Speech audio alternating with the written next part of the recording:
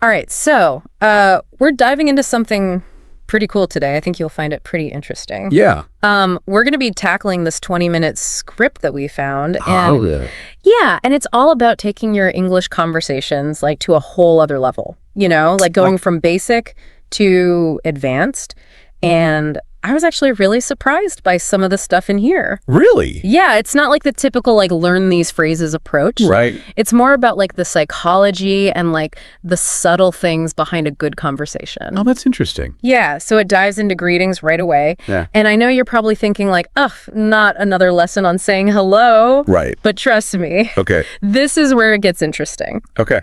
So they're not just giving like alternative phrases to say. Yeah. They're talking about how those first few words that you say can like shape the whole interaction. Oh, wow. Yeah, it's kind of crazy. Yeah. I noticed that too. It definitely caught my eye when I first saw it. Yeah. It's interesting how they connect those first few words to like setting expectations and creating this sense of openness. Yeah. Right from the beginning. Exactly. And like, for example, they suggest using how's life treating you Oh. instead of how are you?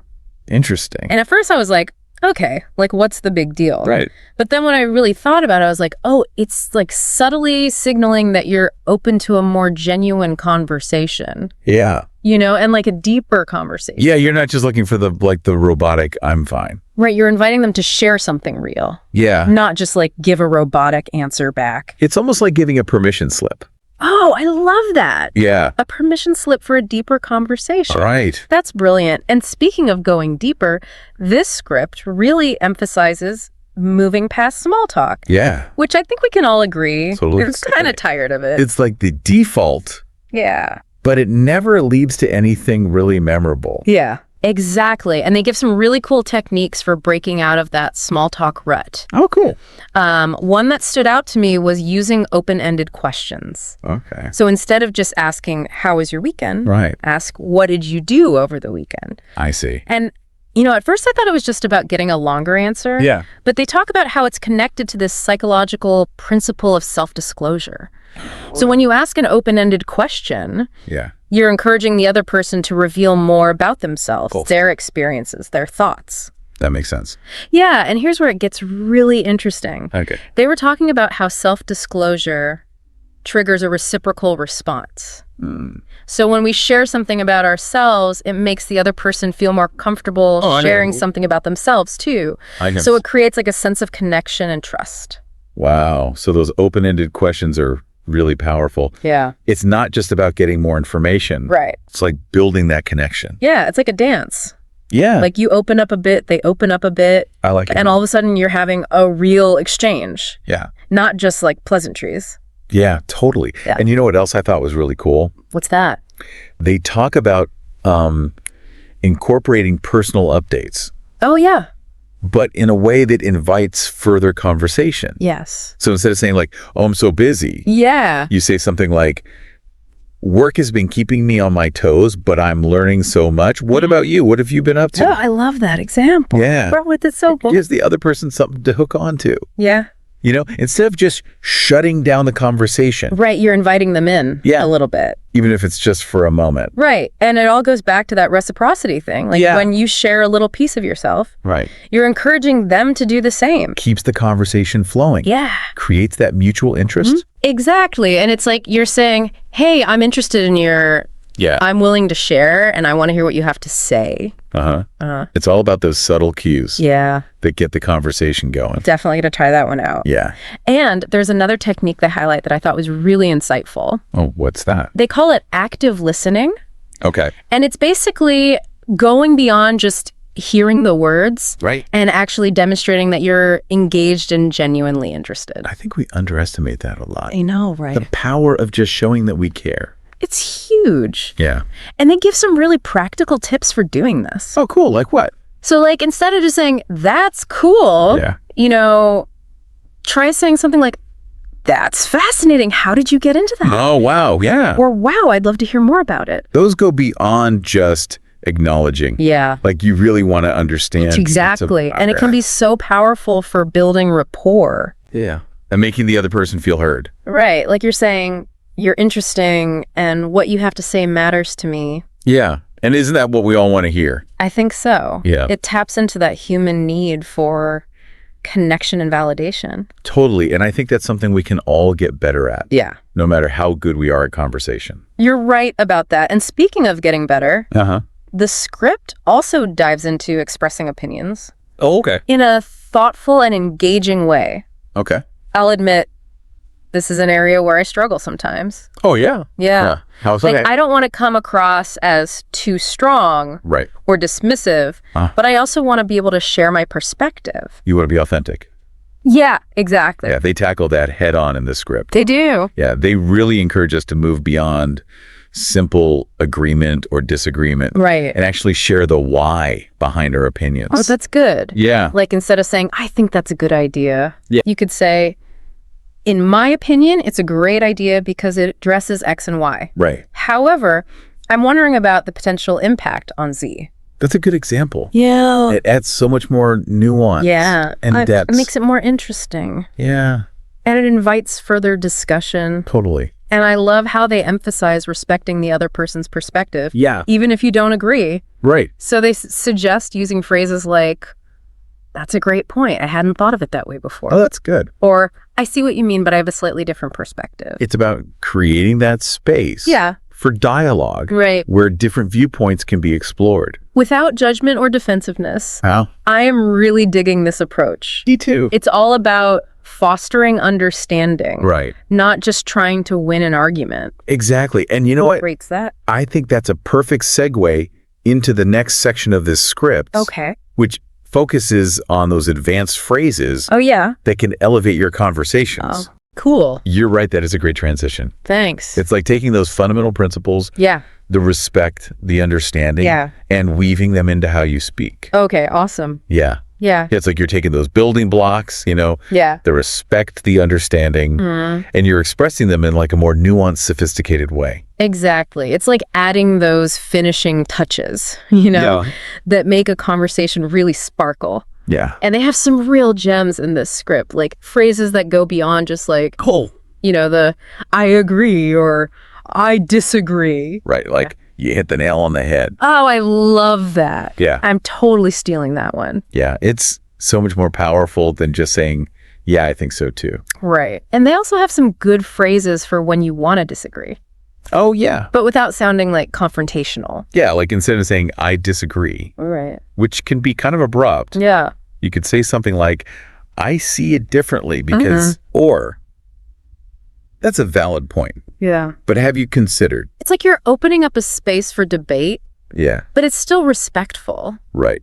You're acknowledging their perspective, but you're still presenting your own. And that's such a key skill. Yeah. In any conversation. Whether it's casual or professional. Right. It's that balance between assertiveness and respect. Right. Which leads to better conversations. Yeah. More engaging. One phrase that I found really interesting that they suggested was, I've always wondered about that. Oh, yeah. It's so simple. It is. But it's such a good way to express curiosity and keep the conversation flowing. And it kind of shifts the focus to the other person's expertise. Right. You're saying, something I don't, and I want to learn from you. It's like a conversational invitation. Yeah. It's really nice. And it taps into that universal desire to share our knowledge and experience. Yeah, to be helpful. Right. And it makes you sound interested, which is always a good thing. Always a plus. Yeah, for sure. It leads to those aha moments, too. It does. Where you learn something new. Right. Or you gain a fresh perspective. Totally. Okay, so we've talked about greetings, moving past small talk, active listening, right, expressing opinions, and even using some of those more advanced phrases. Yeah. But there's one key element that they emphasize throughout the whole script. What's that? Confidence. Oh, yeah. It's like the secret ingredient that makes all of these techniques work. Right. Like you can have the most eloquent phrases. Yeah. The most insightful questions. But if you don't deliver them with confidence, it's not going to have the same effect. It's like that saying, it's not what you say, but how you say it. Exactly. And the script really reminds us that confidence comes from practice. Right. And repetition. Yeah. Like getting comfortable with these techniques, trying them out in different situations. Right. Making mistakes along the way. I think that's something we often forget. Giving ourselves permission to stumble. Oh, You know, we're so focused on being perfect right. that we hold ourselves back. We're afraid to experiment, Yeah. to play with language. And to let our personality shine through. Yeah.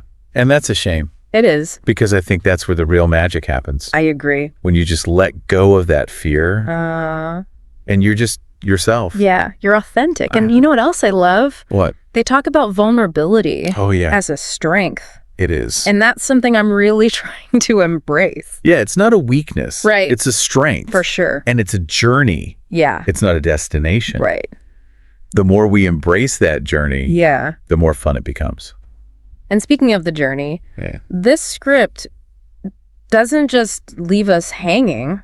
You know, right. They give us all these amazing techniques and then say, good luck. Right. They give us advice. Yeah. They give us some really practical advice for putting all of this into action. Like finding opportunities to practice. Yeah. Whether it's with a language partner or in a conversation group. Or even just recording yourself. Oh, yeah. And listening back. Right. That's a good one. Yeah, they really emphasize that. It is. And there are so many resources out there these days. There are. You know, like language exchange apps. Online forums. Yeah. Virtual conversation classes. Yeah, it's incredible. All at our fingertips.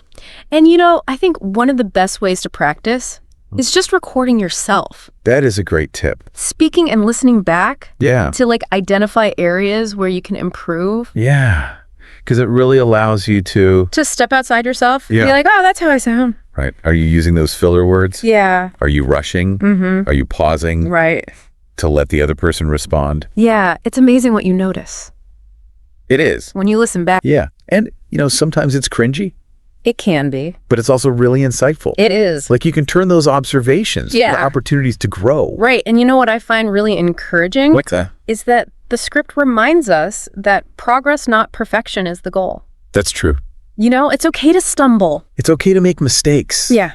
To not always get it right. Right. That's where the real learning happens. It is. You know, in those moments of imperfection, we discover what works, what doesn't, what we need to adjust. And that's what I love about this whole deep dive. Yeah. You know? Yeah. It's not about being perfect. It's about the process of growth. It's about embracing the process of growth. Yeah.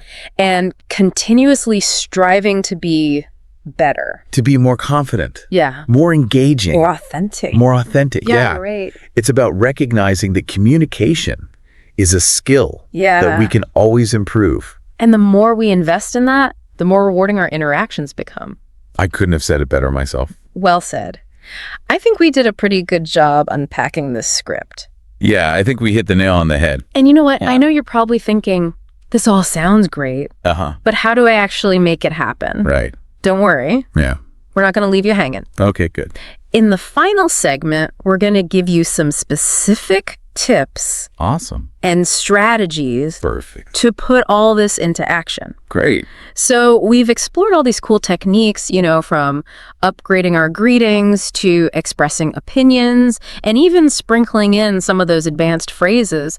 But how do we actually like make this happen, you know, in our everyday lives? Yeah, that's the real challenge, right? Like, it's one thing to understand it all, but actually putting it into practice. Yeah, exactly. It can be kind of daunting. Like, where do I even start? Right. Well, I think it helps to start with self-awareness. You know, like, pay attention to your current conversational habits. Like, what are your go-to phrases? Yeah. You know, are you asking open-ended questions? Are you really listening? Or just waiting for your turn to speak? That's such a good point. It's like taking inventory before you start adding new tools. Exactly. Yeah. Once you've kind of identified those areas where you can improve, you start incorporating the new techniques, but it's going to feel awkward at first. Oh, totally. Yeah. I remember when I first tried to use more open-ended questions, it felt so forced and unnatural. Yeah. But then I realized that's just part of the process, you know? It's like learning any new skill. Right. It takes time and practice. It's like learning a new dance move. Exactly. You're going to step on some toes at first. Yeah. But the more you practice, the smoother it gets. And eventually you don't even have to think about it. It just becomes natural. Right. And speaking of practice, the script emphasizes finding opportunities to try out these techniques in a safe environment. Yeah, like a language partner or conversation group. Right. Where you can experiment without feeling self-conscious. And there are so many options now, like language exchange apps. Oh, yeah. Online forums. Virtual conversation classes. Amazing. And you know what? I think one of the best ways to practice is just recording yourself. Well, that's a good one. Speaking and then listening back. Yeah, you can really step outside of yourself and listen to how you sound. Are you using filler words? Are you rushing? Are you pausing? It's amazing what you can notice when you listen back. Yeah, it can be a little cringy. Yeah. But it's so insightful. It really is. And you can turn those observations into opportunities to grow. Right. And what I find really encouraging is that the script reminds us that progress, not perfection, is the goal. Yeah. It's okay to stumble. It's okay to make mistakes. You're not going to get it right every time. Right. That's where the real learning happens. It's in those moments of imperfection, where we figure out what works and what doesn't. Exactly. And that's what I love about this whole deep dive. Yeah, me too. It's not about becoming perfect overnight. It's about the journey. It's about embracing that journey of growth and continuously striving to be better communicators. More confident, more engaging, more authentic. Exactly. And recognizing that communication is a skill that we can always work on. Yeah. And the more we invest in it, the more rewarding those interactions become. Couldn't have said it better myself. So as we wrap up this deep dive, I want to leave you with a question. What kind of conversations do you want to be having? And what steps can you take today to start leveling up your communication skills? It's a journey worth taking. And remember, you don't have to go it alone. There are so many resources and communities out there to support you. So go out there, have those conversations, make those connections, and keep exploring the power of language. Awesome. Thanks for joining us for this deep dive. See you next time. All right. So are you ready to really level up those conversation skills? Today, we're going to dive deep into how to start conversations. The kind that don't just fizzle out after, just a couple of awkward exchanges. Right. And so get our source today. It gives you 25 questions. Oh, wow. Yeah. But these aren't your typical small talk questions. Okay. They're designed to help you really connect with people on a deeper level. Okay. So not just how's the weather? Exactly. Whether you're at, networking event or a party or even just, chatting with someone new at the coffee shop. I really like how our source today breaks these questions down into 5 categories. Oh, yeah. It's like having a roadmap, for all these different conversational situations. I like that, a roadmap. Yeah, so you've got your general questions. Those are perfect for the initial icebreakers. Uh-huh. And then there are ones specifically for social settings, travel, and hobbies, work or school, and even fun personal preferences. Okay, I totally get the whole categorization thing. Right. But how does asking someone about their favorite hobby actually lead to a deeper connection? Yeah. I mean, sometimes I feel like I'm just going through the motions with these kinds of questions. Oh, I totally hear you. Yeah. But think about it this way. Instead of asking a closed-ended question do you have any hobbies? Right. Which, you'll probably just get a yes or no. Yeah. You could ask something like, what project are you most excited about right now? Ooh. And suddenly you're not just asking about hobbies. Yeah. You're inviting them to share what they're passionate about. Oh. And that's where the magic happens. I like that it's shifting from a checklist to uncovering what makes someone tick. Yeah. And I guess the different categories help you tailor your approach depending on the situation, right? Exactly. So let's say you're at a networking event. Okay. You could try a question from the work or school category, what's the most interesting challenge you faced in your work recently? It's way more engaging than just asking, what do you do? What's funny is I actually tried that question at a networking event last week. Oh, yeah. And the person I was talking to, they totally lit up. They told me this whole story about a project they were working on. Oh, wow. And it turned into a really fascinating conversation. We even ended up exchanging contact info. See? Yeah. It works. It really does. It's all about, finding those subtle ways to unlock deeper conversations. Right. And our source emphasizes that it's not just about the questions themselves. Right. It's about how you deliver them. Oh, right. The source talks about smiling, being friendly, and most importantly, not worrying about making mistakes. Yeah. I think that's something we all struggle with. Oh, for sure. Especially in new situations, Right. We get so caught up in trying to sound perfect Right. that we forget to just be ourselves. Yeah, I think that's such a crucial point. Mm-hmm. It's not about flawless execution. Yeah. It's about genuine connection. Right. People can tell when you're genuinely interested, even if you stumble over your words a bit. Yeah, I think you're right. Yeah. That's a good point. Mm-hmm. Yeah. It's like that saying, people might forget what you said, but they'll never forget how you made them feel. Right. I think that totally applies to conversations too. Absolutely. Yeah. It's all about creating a welcoming space, where people feel like they can open up. Yeah. For sure. And speaking of opening up the source, also talks about like the power of open-ended questions. Mm-hmm. I'm kind of curious, do you have like a favorite example from those 25 questions that really shows this? Let me think. Yeah. Oh, the one that pops into my mind is, what's your dream destination? Okay. It's from the travel and hobbies category. Yeah. But I think it goes way beyond just travel. It gets at people's like hopes and dreams, their sense of adventure. I see what you mean. It can spark a conversation about what truly excites them. Oh, I see what you mean. It's not just about where they want to go on vacation. It's like a window into their inner world. Exactly. And you could like adapt that to other areas too, right? Oh, yeah. Like, what's a skill you'd love to learn someday? Exactly. It invites them to share something they might not normally talk about. Yeah, I feel like I get stuck asking the same old questions sometimes. Oh, yeah. Like, how was your weekend? Or what are you working on? It's like I'm on autopilot. Yeah. And the conversation never goes anywhere interesting. Yeah, I think we've all been there. Yeah. It's easy to fall back on those default questions, especially when you're feeling nervous. Right. But what I love about this source is that it gives you a way to break out of that rut. Yeah. To think more carefully about your questions and what you really want to learn about the other person. So true. It's not about like memorizing a script or something. It's about having a strategy. Exactly. Oh, and the source also mentions active listening. Yes. What does that mean to you, like when you're starting conversations? Well, for me, active listening is about being present. Okay. It's not just hearing their words, but truly absorbing what they're saying, paying attention to their body language, and responding in a way that shows you're engaged.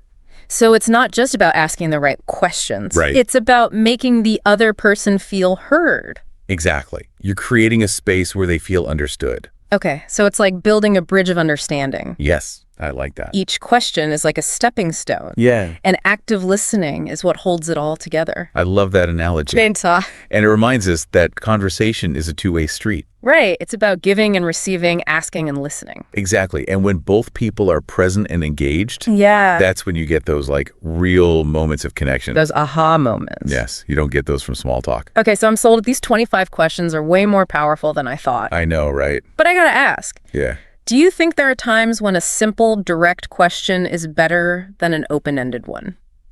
That's a great question. Yeah. And you're right. There are times when a direct question is more appropriate. Okay. Like if you need a specific piece of information or you're trying to clarify something. Yeah. But generally speaking, when you're trying to build rapport, Right. open-ended questions are the way to go. Makes sense. You got to use the right tool for the job. Exactly. And sometimes it's about being playful with your questions, too. Oh, yeah. Don't be afraid to add a little humor, The source has this question in the fun category that always cracks me up. Oh, yeah? It's, what's the most embarrassing song you secretly love? Oh, that's a good one. I know, right? It's guaranteed to get people laughing. And sharing stories. Yeah, it's a great way to break the ice. Exactly. It shows you don't take yourself too seriously. Right, because in the end, conversations are about connecting with other people. Yeah. And sometimes the best way to do that is to just let loose and have fun. Yeah, I love that. I feel like we've covered so much in this deep dive. I know, right? Like my whole view on how to start conversations has like totally shifted. It's pretty cool how something so simple, like asking the right questions, can make such a big difference in how we connect with people. Totally. So as we wrap up here, what are like the main takeaways you'd want our listeners to remember? Well, first of all, those categories. Yeah. Remember those having like a mental toolkit of questions for all those different situations? Yeah. That can really help you feel more confident. I like that. No matter what the conversation throws at you. It's like having a secret weapon for those moments, when you just go blank. Exactly. And don't forget about the magic of open-ended questions. Oh, right. Those are key to like really getting those deep conversations going, Yeah. It's about asking questions that get people to share their stories and their passions. Yes. Their unique perspectives. And of course, we can't forget about active listening. Well, that's so important. It's like the glue that holds it all together. Yeah. It lets you build those real connections. It's amazing how much we can learn about someone when we really listen to what they have to say. I know, it's true. So before we go, I want to leave you with something to think about. Okay. Think about the last time you had a really great conversation. The kind that you just felt so engaged in. Yeah. What made it so memorable? Was it a certain question? or the way the other person listened. Yeah. When we think back on our own experiences, Right. we can learn even more about how to have amazing conversations. That's such a good point. We're always learning, you know? We are. So go out there, experiment with these questions, and most importantly, have fun connecting with people. Happy conversing. All right. Ready to unlock some serious word power? Oh, yeah. We're taking a deep dive Absolutely. into 15 words Okay. that can make your English seriously sing. Think Shakespeare, but way less frilly collar, you know? Right. Not stuffy. Yeah, exactly. Pretentious at all. No, not at all. These are words that once you know them, Yeah. you can really use them to make your communication better, It's true. more interesting. So our source material is an article. It's called 15 Words for Outstanding English. Okay. But we're going to go deeper than that, right? Absolutely. We're going to figure out how to really use these words. So first up is perspicacious. They describe it as insightful, perceptive, like a detective cracking a case wide open. I like that. But what makes this more than just, you know, Right. smart? Being smart. Yeah. Well, I think it's that ability to see what others miss. Okay. So a perspicacious person doesn't just gather the information, connect the dots. They really understand the why behind the what. I see. So it's not just about noticing stuff. It's about... It's with the insight, yeah. Okay. Think about, you know, a leader who can predict market trends or something. Ooh, or a friend. Yeah. Who just gives amazing advice. Yeah, like really on point advice. Wow. Okay. Yeah. That's way more interesting than just being observant, like you said. Yeah. Insightful is really the key here. The article gives the example.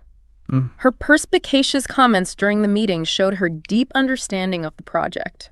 Okay. I mean, that sounds like someone who's about to get a promotion. That's right. Right. Exactly. And it's not just about business. Yeah.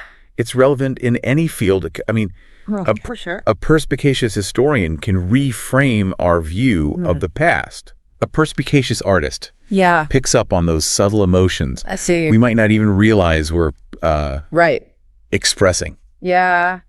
It's really powerful stuff. Okay. All right. Now this next word, obfuscate. Ooh. Obfuscate. This one sounds a little more like villainous, right? Sure. Like a bad guy. A little bit sneaky. Yeah. The obfuscate is to deliberately make something unclear. Okay. Muddy the waters, so to speak. Yeah. The article's example talks about like a lawyer trying to obfuscate the facts to confuse a jury. Right. It's almost like a verbal smokescreen. Yeah. Just to kind of throw people off. Exactly. But I mean, it's not always about being like intentionally deceptive. Good point. Is it? No, sometimes people obfuscate without realizing it. Oh, interesting. Have you ever been stuck listening to someone explain something simple in the most complicated way possible? Yes. They might be unintentionally obfuscating. Okay. Yeah. So the key here is to be aware of when we're doing it. Right. Right. Exactly. Yeah. Nobody wants to be that person in the meeting. So how about something a little lighter? Okay. Yeah.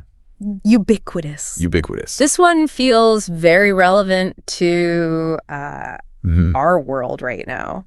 It does. Like the modern world. It means found everywhere. Okay. Literally. Literally everywhere. Yeah. I like it. The article talks about the ubiquitous smell of coffee in Paris. Ooh. Which... for anyone who's been, it's spot on. Spot on. But think beyond the physical. Yeah. Like what's ubiquitous what's your world? Ubiquitous in your world right now. Easy. Social media trends. Ooh, yes. They pop up. Yeah. Everyone's talking about them. Then poof. Gone. Replaced by the next big thing. They're so fleeting. It's fascinating and exhausting all at once. Yes. Yes. I agree. Yeah. And that fleeting nature, that's key to understanding ephemeral. Yeah. Our next word. Okay. It's about things that are beautiful, but temporary. I like that. Like cherry blossoms in bloom. Beautiful. Or viral trends, as you said. Yeah, exactly. The article says the beauty of the cherry blossoms is ephemeral, lasting only a week. I know. It makes you realize, like, how precious those moments are. It's true. Like, you really have to be present, knowing it's not going to last forever. Absolutely. Yeah. And you can apply that to more than just tangible things.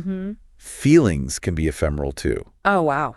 Like that rush of excitement when you start a new project, or even the kind of bittersweet nostalgia of remembering childhood summers. Ooh, deep thoughts happening over here. I know, right? Now, I gotta admit, discombobulate is just plain fun to say. Discombobulate. It sounds like what happens after one too many spins on a merry-go-round. It does, doesn't it? It does, yeah. The dictionary definition is to confuse or bewilder. Right. But there's almost a playful clumsiness to it. I agree. That I kind of like. I like that too. The article uses the example of being discombobulated by like a tough interview question, which, I mean, we've all been there, right? Oh, we've all been there. But wouldn't you say there's a difference between being discombobulated and being straight up panicked? Absolutely. Right. Yeah. Because discombobulation is more of a temporary state of like, what just happened? It's like your brain needs a moment to catch up. Yeah. So it's not always a bad thing. No, not at all. Sometimes a little discombobulation can be invigorating. Perhaps, yeah. Right. It can shake us out of our routine, force us to think differently. Oh, I like that. And that leads us perfectly into our next word. Okay. Which embodies this idea of surprise in a very positive way. Ooh, okay. Serendipity. Ooh, serendipity. I love that word. It's a good one. It's like stumbling on a hidden treasure when you least expect it. You got it. The article talks about the serendipity of like finding a beautiful spot while hiking. Okay, yeah. But it can be so much more than that, right? It can, absolutely. Yeah. Serendipity is about those lucky coincidences that shape our lives in unexpected ways. Yeah. Meeting a future partner, discovering a new passion. Those moments where it feels like the universe is conspiring in your favor. Oh, I love that. Yeah. I think what makes serendipity so delightful is that we can't control it. Right. It just happens. Yeah. And we get to enjoy the ride. Exactly. Speaking of enjoying the ride, let's talk about voracious. Ooh, voracious. It's a word often associated with reading. Right. But it applies to anything we approach with, like intense enthusiasm. That's right. The article gives the example of someone who's a voracious reader, finishing 3 books a week. Wow. I admire that kind of dedication. Yeah. But wouldn't you say voracious goes beyond just I think so. Quantity? Absolutely. Right. It's about that hunger, that intense desire to consume and experience whatever it is you're passionate about. Yeah. Yeah, whether it's knowledge, travel. Right, or even, dare I say, podcasts. Maybe. Right. Podcast. Now, wouldn't that be a compliment? That would to be known as a voracious listener. A voracious listener. Of the deep dive. Of the deep dive. That's what we want. That's right. Okay. So, speaking of aspirations. Yes. Let's talk about eloquent. Ooh, eloquent. Yeah. This word kind of embodies the ideal of expressing oneself beautifully and persuasively. The article uses the example of like a speech so eloquent it moves the audience to tears. Okay. But it's not just about grand gestures, right? Right. Can't everyday conversations be eloquent? It can. Of course, yeah. Yeah. Because eloquence isn't about flowery language or trying to sound smart. Right. It's about choosing your words carefully to convey your meaning with clarity and passion, maybe even a touch of poetry. Oh, I like that. Yeah. So it's about being intentional. It is. With our language, even in casual settings. Yeah, that's something I think we can all work on. We can all work on that. Right. Yeah. For sure. And as we become more eloquent, we open up new possibilities for connection, understanding. Yeah. Even, dare I say, a touch of magic. Ooh. In our everyday lives. I like where this is going. I know, right? And luckily, we have even more words to uncover. We do. Stay tuned. Yes. Because in the next part of our deep dive, we'll be exploring words that delve into the complexities of human nature. Okay. Emotions. Yeah. Maybe even a few paradoxes. Ooh, paradoxes. Along the way. I'm excited. So stick around. Welcome back to the deep dive. It's amazing. We're knee-deep in fascinating words here. I know, right? Exploring how they can help us communicate better. Absolutely. And now I'm ready to tackle some of these words that deal with, shall we say, less flattering aspects of human nature. All right, let's do it. Up first, we have sycophant. Ah, yes, the flatterer. The yes man, the person who praises insincerely to gain favor. Right. The article says a sycophant might tell you your new haircut looks great, even if they secretly think it's a disaster. Yeah, that's rough. I know. But isn't there a fine line between being polite and being a sycophant? Yeah. Like, what if I genuinely do like your new haircut? It's all about intention. Okay. A sincere compliment comes from a place of genuine appreciation. Right. Sycophancy is all about manipulation. Oh, okay. About saying what you think someone wants to hear to get something in return. So it's about being aware of those underlying motives. Exactly. Are we trying to build someone up, or are we just trying to butter them up? Exactly. Butter them up. And speaking of being aware of underlying motives, our next word is a bit of a head scratcher. Paradoxical. Paradoxical. It refers to those situations that seem contradictory, but might actually contain a hidden truth. Oh, interesting. The example they use is, it's paradoxical that the more connected we are online, the lonelier some people feel. Yeah, that's true. It's like, how can those two things coexist? That's the beauty of a paradox. Right. It forces us to question our assumptions and dig deeper. Okay. On the surface, constant connection should mean less loneliness. Right. But maybe it's the quality, not the quantity of those connections that matters most. That's a good point. It's like having 1,000 Facebook friends. Right. But still feeling like you have no one to call when you're down. Exactly. And that leads us to a word that describes a potential solution. Okay. To that feeling of isolation. Cathartic. Oh, cathartic. It's about releasing pent-up emotions. Right. In a healthy way. Yeah. Think of crying during a sad movie.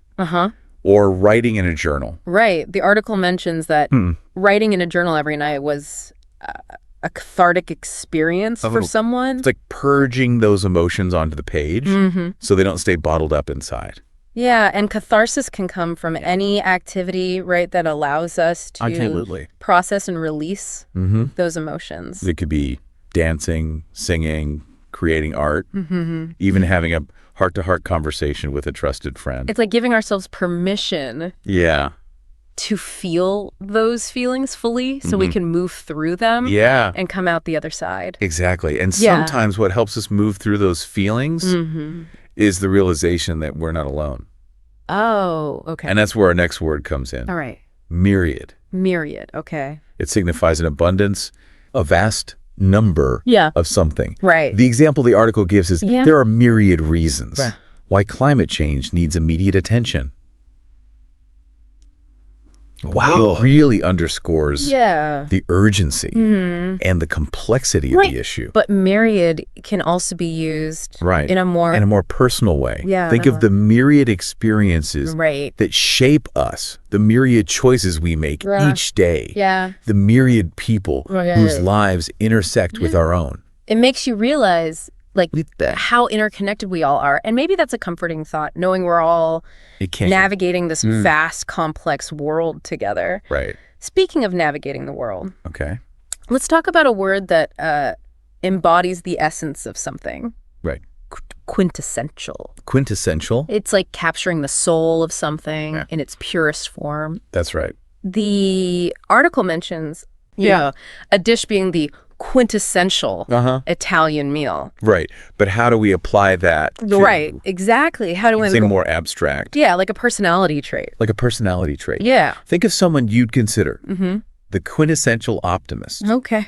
They radiate positivity, always see the silver lining. Right. Lift everyone's spirits. Right. They embody the very essence of optimism. So it's about identifying those core qualities that define something. Exactly. A person, a place, or even an idea. Yeah. Okay. I like that. Right. And that brings us to a word that describes a quality I think we could all use a little more of in the world.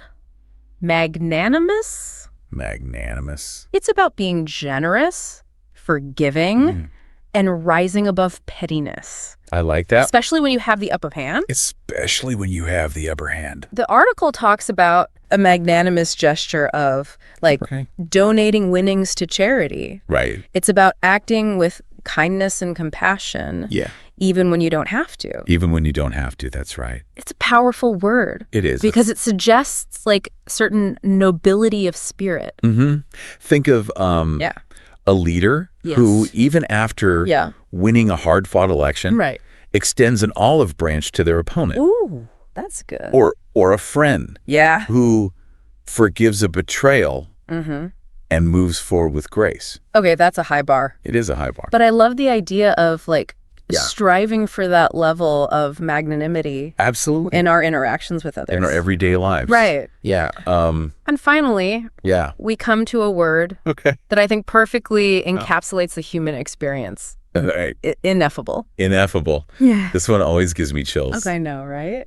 It's about those moments that are so powerful, so profound that words just can't do them justice. Right. The article mentions the ineffable beauty of the Northern Lights. Yes. Like, it's about those experiences that touch us on a soul level. Yeah. That feeling of awe when gazing at the stars. Right. The overwhelming love for a child. Yeah. The deep grief of losing someone dear. It's like our language, as vast as it is, sometimes reaches its limits. It does. And maybe that's okay. Maybe that's okay. Maybe some things are meant to be felt rather than explained. Yeah, perhaps that's the ultimate lesson here.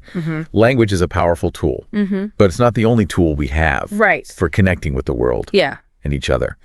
Okay, I'm feeling all introspective now. A little bit. But before we get too lost in the ineffable, we have one last word to tackle. We do. In our next segment. It's a word that's often used to describe those who possess outstanding English. Right. But it can also be a bit of a double-edged sword. Ooh, a double-edged sword. Stay tuned to find out what it is. Welcome back to the Deep Dive, word nerds. We've journeyed through words for perceptiveness, fleeting beauty, and even those tricky paradoxes of human nature. Oh, yeah. And now for our final word. Okay. We're tackling one that's often used to describe those who have, like, a mastery of language. Okay. Articulate. Articulate. It's a word that carries a certain weight, doesn't it? It does. To be articulate is to express oneself clearly and effectively, whether through spoken or written word. The article highlights how someone's articulate arguments can, like, sway a debate. Okay, yeah. But it also mentions that the word can be used to subtly reinforce societal biases. That's an important point to consider. Right. Who gets praised for being articulate? And who gets dismissed or overlooked? It's not always about who has the best ideas, but about who has the power and privilege to be heard. So while articulate can be a compliment, it's important to be aware of the context. The context. And the potential biases at play. Right, exactly. It's like we've been saying throughout this whole deep dive. Words have power. They do. And how we use them matters. And how we use them matters. It all comes back to that, doesn't it? Yeah. We've explored 15 words today. We have. Each with its own unique shade of meaning and potential impact. Right. But the real takeaway isn't about memorizing definitions. No. It's about becoming more conscious, more intentional, Yeah. more artful in how we use language. It's like we've been given this new set of tools, and now it's up to us to use them wisely. Wisely, yes. To build bridges. To build bridges. Rather than walls. Yes. To express ourselves authentically. Authentically. And to listen deeply. To the voices of others. Deeply, that's right. And maybe, just maybe, as we become more skilled with words, we can create a world where everyone has the opportunity to be heard. To be heard. Understood. Understood. And valued. And valued. For the unique perspectives. Absolutely. They bring to the conversation. That's a beautiful thought to end on. It is. It is. So to our listeners out there, yes, what are your takeaways from this deep dive? What really resonated with you? Which words resonated with you the most? Mm-hmm. And how do you plan to use them? How are you going to use them? In your own life. Yeah, we encourage you to keep exploring. Yeah. Keep questioning. Keep playing. And keep playing with language. Yes. Because the more we understand the power of words, the better equipped we are to use them for good. And who knows, maybe you'll even discover a few new favorite words. Some new favorites. Along the way. Along the way, hit us up on social media. Yes. Share your thoughts, your stories. Let us know. Your word nerd adventures. Yes, we want to hear it all. Until next time. Keep those words flowing. Keep those words flowing. Hey everyone, ready for another deep dive? Today we're looking into something really interesting. It's hidden fluency. Those signs that you're actually way better at English than you think. That's a good one. We found this article and it's called 14 Signs You're More Fluent in English Than You Think. And honestly, some of these are pretty surprising. I had no idea. Yeah, we always think of fluency as this perfect thing, but this article looks at it differently. Yeah. Like how well you actually communicate, not just, perfect grammar and all that. Yeah, that's what I liked about it. It's like real world stuff, not just textbook rules. Yeah. So, where do we even start with these 14 signs? Well, a bunch of them are kind of connected, so we can group them up. Like, have you ever watched a movie, no subtitles or anything, and you still got what was going on, even if you didn't get every single word? All the time. Wait, does that actually mean something about fluency? The article says it's like you're understanding the context, which is super important for communication. Like you're picking up on clues, not just the words themselves. Yeah. The situation, the other people, how they're talking. Right. That makes sense. It's kind of like when someone uses a word you don't know, but you figure it out from the rest of what they're saying. Exactly. Or even reading an article with some tough vocabulary. You get the main idea without looking up everything. The article says that's another sign. So it's not about knowing every word, it's how you use the ones you do know. Yeah. And this connects to another interesting thing. As you get more fluent, you might not be translating everything in your head anymore. What? Really? I don't even realize I'm doing that. It gets so automatic you don't notice. Like ordering food at a restaurant. Are you translating the whole menu before you talk? No way. I just look and order what I want. See? That probably means you're thinking in English already, which is like a big fluency thing. Wow, this is making me rethink my whole English level. I didn't know these little things. Could be such a big deal. I know, right? Yeah. And it gets even cooler. The article says even how you think in English changes. Like when you're planning stuff or making sentences in your head. Instead of thinking it in my own language first, I just think it in English now. Exactly. It means you're so comfortable with it. It's becoming natural. This is awesome. I'm already seeing these signs in myself. What else does the article talk about?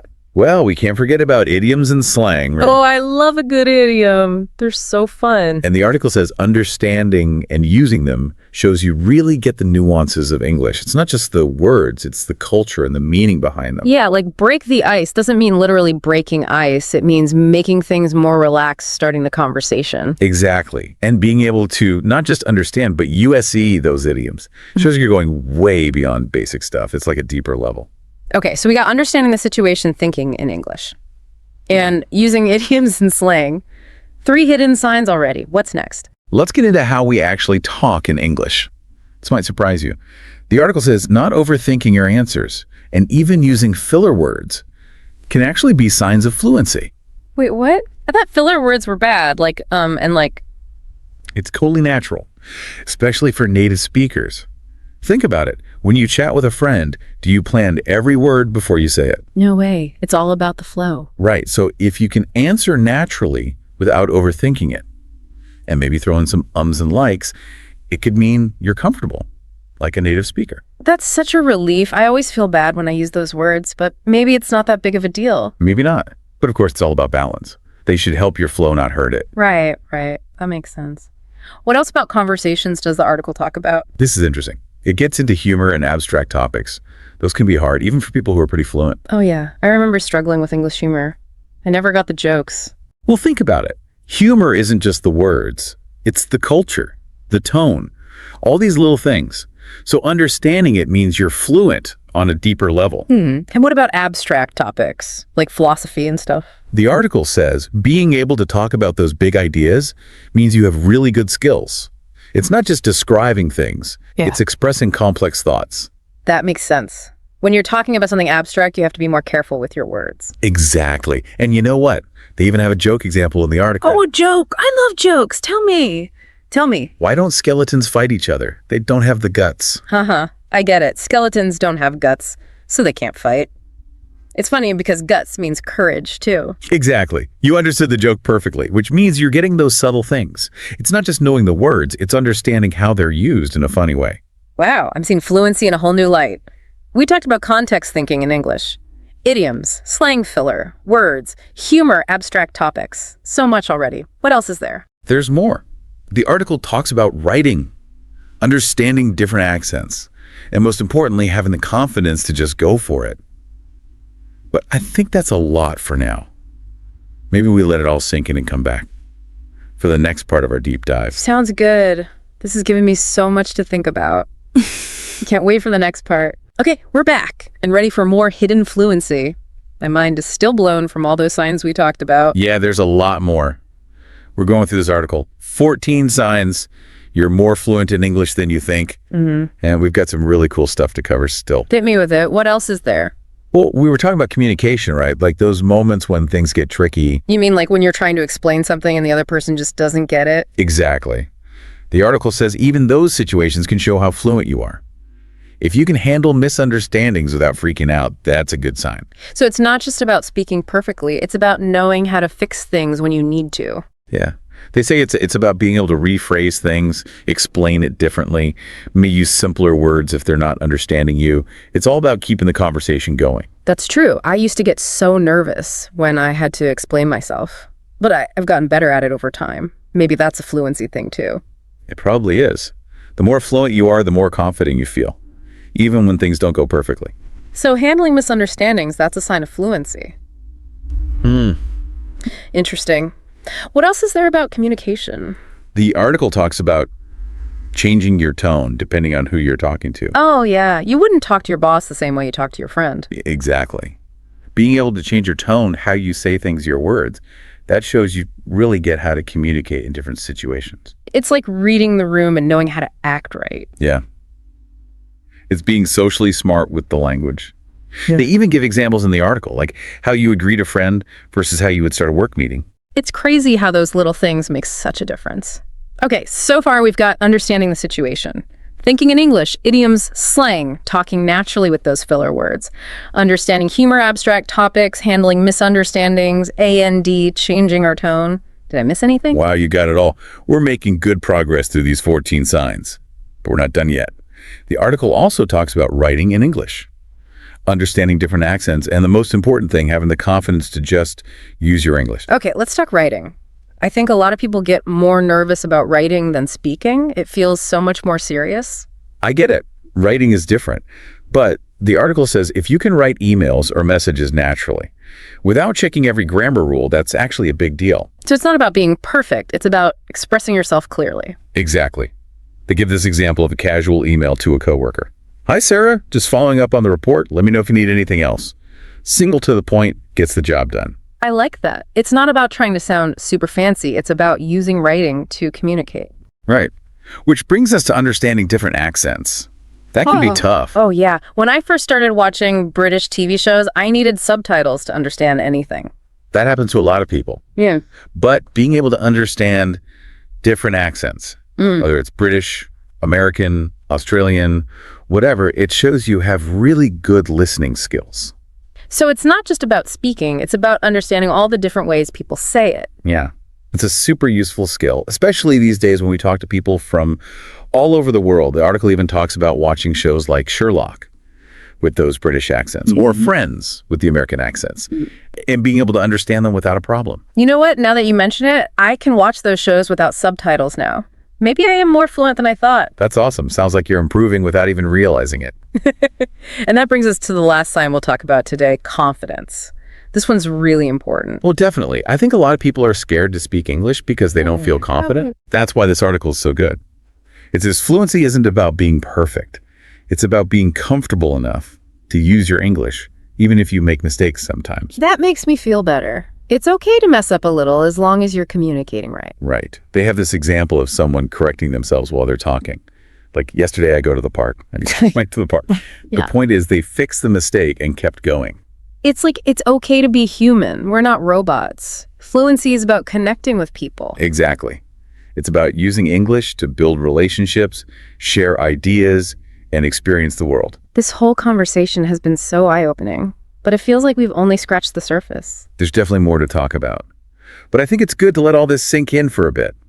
And then we can come back for the last part of our deep dive and wrap it all up. That sounds like a plan. I can't wait to see what else we uncover. All right, we're back for the final part of our deep dive into hidden fluency. It's amazing how much we learn about how we use English, isn't it? I know. It's like we've been fluent all along, but we didn't even realize it. So now what? What do we do with all this new information? Well, that's where the last part of this article gets really interesting. It's not just about knowing the signs.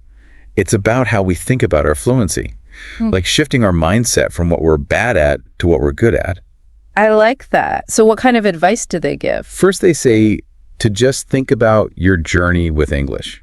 Like, where did you start and how far have you come? All those milestones. Yeah, it's so easy to forget about all the progress we've made. We're always focused on what's next. I know. But celebrating those wins, even the small ones, can really help us keep going. The article also says to look for chances to use English in real life, like talking to friends, watching movies, reading stuff, and notice how much you need help. So it's about putting ourselves out there and just using the language. Exactly. The more you do it, the more you'll realize you can actually do it. You can talk to people, understand things, express yourself. It's about focusing on what you can do. I love that. It takes the pressure off of being perfect. Right. And even celebrating those little wins is important. Like, if you understood a movie without subtitles, or explained something complicated in English, or had a good conversation with a native speaker, those are all wins. It's like giving ourselves credit for how much we've learned. Yeah. And this next one is super important. Don't compare yourself to others. Oh, that's so hard, though. It's easy to look at other people and feel bad. I know it's tempting. But everyone learns differently. We all have different strengths and weaknesses. The article says to focus on your journey and your goals. That's good advice. It's like we're all running our own race. Exactly. And fluency isn't about reaching some finish line. It's about using English to connect with people, share your thoughts, and see the world. This whole deep dive has been so cool. I feel like I understand fluency in a totally new way. That's great to hear. Yeah. And that's the message I want you to take away. Fluency is a journey. It's about always learning and growing, but it's also about appreciating how far you've come already. I like that. Before we finish, I want to leave our listeners with something to think about. Good idea. Yeah. How about this? What's one thing about your English fluency that you want to work on? That's a great question. It makes people think about what they're good at and what they want to improve. Yeah. And there's no right or wrong answer. Maybe it's idioms or feeling more confident or understanding different accents. It's all about choosing your own path. So true. Well, that's it for our deep dive into hidden fluency.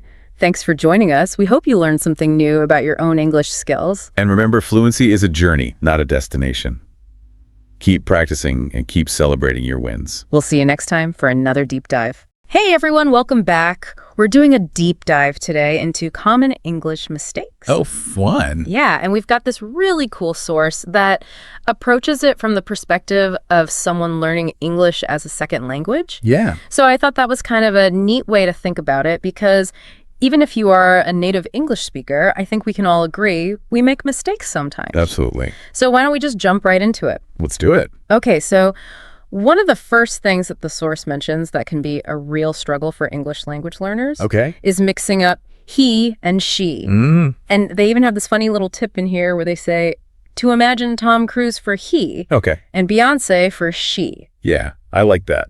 Do you think that would actually help? I think that using really strong visuals like that can definitely help. Yeah. Because I think our brains are wired for those kinds of connections. Yeah. But, you know, ultimately the key is to really practice identifying the gender before you speak, rather than trying to catch yourself mid-sentence. Yeah, that's true, because once you've already caught yourself mid-sentence, you're already kind of flustered at that point. Exactly. Okay, now this next one, the source points out, I think is another really common one. Okay. And that is misusing a and N. Yeah. Now, this is one where we have to remember it's about that initial sound of the word. Right. Not necessarily just the letter that a word starts with. Exactly. So, for example, we say an hour. Right. Even though hour starts with an H, because it sounds like it starts with a vowel. Right. The source even jokes about how no one would ever say a apple. Right. Because it just sounds wrong. It sounds wrong. So your ear really is a powerful tool. Yeah, it is. When it comes to language. Absolutely. All right. This next one always makes me cringe a little bit when I hear it. Oh, okay. And that is, I am agree. I feel like I hear that one quite a bit. You do? Even from people who have been speaking English for a while. Yeah, it's a common one. So what is the correct way to say that? The correct way is just, I agree.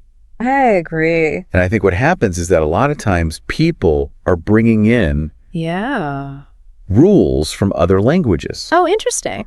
Where you might need that helping verb. But in English, agree can stand alone. Okay, so it's almost like they're carrying over a rule from another language. Exactly. Into English, and it doesn't quite work. Yeah. All right, let's talk about something that I think trips up a lot of people. Okay. And that is prepositions. Yeah. The source really focuses on in, on, and at. Okay. Which I think we all know can be notoriously tricky. Yeah, very tricky. And they have this visual breakdown that they do where they say that in is basically like being inside a box. Okay. On is being on a surface, and at is like pointing to a very specific spot. Right. So do you find that that kind of visual approach is helpful when you're thinking about prepositions? I think it's incredibly helpful. Yeah. Especially for things like prepositions that deal with spatial concepts. Right. It can really solidify the meaning. Yeah. And I think you can even take it a step further and really try to visualize those things in your mind. Okay. So, when you use in, think about being surrounded by the car. Oh, yeah. Or when you think about think about the bus as kind of this big flat surface. Oh, that's a good one. That you're on top of. Okay, yeah. Those are great additions. Yeah. All right. The next thing the source brings up is the very common mistake of using double negatives. Yeah. So, for example, I don't know nothing. Now, why do you think this mistake is so common? I think it probably has to do with the fact that people are over-applying a rule. We know the past tense of go is went. Right. So we instinctively want to use it. Yeah. But with that helping verb did, we always use the base form of the main verb. So did already covers the past tense. Okay. So it should be I didn't go. Okay. All right. Shifting gears a little bit. The source mentions that overusing the word very is something that a lot of advanced learners tend to do. Yeah. They actually suggest that instead of just constantly using the word very, to try to swap it out for a stronger vocabulary word. Yes. So why is that so important? Well, I think that using very all the time makes your writing or your speech sound very repetitive and kind of weak. Okay. So instead of very tired, you could say exhausted. Yeah. Instead of very happy, you could say thrilled. Oh, I like that one. So, just expanding that vocabulary will make your English sound much more sophisticated. I can definitely see that. Using more descriptive words really elevates your writing and makes it sound more interesting. Yes. All right, now let's tackle a pair of words that I think a lot of people get confused about. Okay. And that is since and for. Yeah. What is the key difference between those two words and how do we use them correctly? The key difference is that since refers to a specific point in time. Okay. And for refers to a duration of time. Oh, okay. So you could say, I've been living here since 2010. Yeah. But I've lived here for 10 years. Okay, that's a really good explanation. Yeah. So since kind of pinpoints that starting point. And then for lets us know how long something has been going on. Right. Okay. Now, another mistake that I have noticed people make, and this is one that I've even noticed native English speakers get wrong sometimes, is mixing up less and fewer. Right. Why is that one so tricky? This one comes down to the difference between countable and uncountable nouns. Okay. So fewer is used for things that you can count individually. Okay. Like apples or dollars. Right. And less is for things that you can't count individually. Gotcha. Like water or time. So you would say fewer cookies, but less milk. Exactly. But you know what I have noticed sometimes? What's that, Deuce? Is that I've seen signs, like at the grocery store, checkout. Right. That say 10 items or less. Right. Which it seems to go against the rule, doesn't it? It does. That's an interesting exception. Yeah. Technically, it should be 10 items or fewer. Right. But in this case, less has become pretty widely accepted. Yeah, I guess that's just one of those quirks of the English language. Exactly. All right, let's wrap up this first part of our deep dive with one final distinction the source makes. Okay. And that is between fun and funny. Yeah. Now, I feel like sometimes people use these interchangeably. They do? But there is a slight difference. There is. Between them. So can you kind of explain what that is? Yeah, so fun is something that's enjoyable. Okay. It's a very broad term. It can be lots of different kinds of experiences. Whereas funny specifically refers to something that makes you laugh.